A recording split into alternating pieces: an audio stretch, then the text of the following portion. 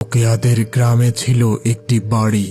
অনেক দিন সেখানে তাদের পরিবারের কেউ থাকে না বলেই আজকে ওই বাড়িটি একেবারে ভাঙ্গা ও জরাজীর্ণ। এই ভাঙ্গা বাড়ির পাশে ছিল গ্রামের একটি কবরস্থান, আর কবরস্থানের পিছনে ছিল একটি বিশাল নদী। আর এই নদীতেই রাতের বেলা মাছ ধরতে আসা অনেক জেলে ওই ভাঙা বাড়িতে অবস্থান করত। ওই দিন ছিল রবিবার। রাতের বেলা জামাল নামের একজন জেলে তার নৌকাটি নদীর ঘাটে রেখে ওই ভাঙা বাড়ির উদ্দেশ্যে রওনা দেয়। সে হাতে একটি হ্যারিকেন নিয়ে কবরস্থানের ধার দিয়ে এগিয়ে যাচ্ছিল ওই পুরনো ভাঙা বাড়ির দিকে। এই রাতের বেলা সে ওই রাস্তায় একাই হেঁটে চলেছিল। কিছু সময় পর সে ওই ভাঙা বাড়িতে পৌঁছে গেল, কিন্তু বেশ অবাক হলো, বাড়িটির সামনে কেউ একজন যেন বসে আছে। জামাল ওই লোকটির দিকে এগিয়ে যেয়ে তার হাতের হ্যারিকেনটি একটু উঁচিয়ে ধরে জিজ্ঞাসা করল, কে তুমি, আর এই রাতে এখানে কি করছো?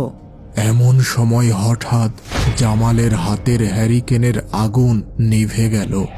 সে দ্রুত হ্যারিকেনের আগুন জ্বালানোর চেষ্টা করল। আগুন জ্বালানোর পর সে সামনে তাকাতেই হতবাক হয়ে গেল।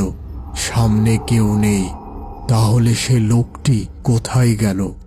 এমন সময় তার পিছন থেকে উত্তর এলো, এই রাতের বেলা পথ হারিয়ে আমি এখানে চলে এসেছি। আমার বাড়ি অনেক দূরে, তাই এত রাতে বাড়ি যাওয়ার সাহস পাচ্ছি না। আজকের রাতটা এখানে আমাকে থাকতে দিন। আচ্ছা ঠিক আছে, আপনি থাকেন। আর এই বাড়িটি আমার না। আমার মতো অনেক জেলে নদীতে জাল পেতে এসে এখানে বিশ্রাম নেয়, আর মাঝরাতে আবার নদীতে যেয়ে জাল থেকে মাছ সংগ্রহ করে। জামাল এবার একটি ঘরের মেঝেতে গামছা পেতে শুয়ে পড়ল। রাত তখন প্রায় 2টা বাজে। এমন সময় তার ঘুম ভাঙল। সে এবার নদীর ঘাটে যেয়ে তার নৌকা নিয়ে জাল থেকে মাছ সংগ্রহ করতে যাবে। ঘরের এক কোণা থেকে সে মাটির হাড়ির কিছুটা পানি পান করে ঘর থেকে বাহির হলো।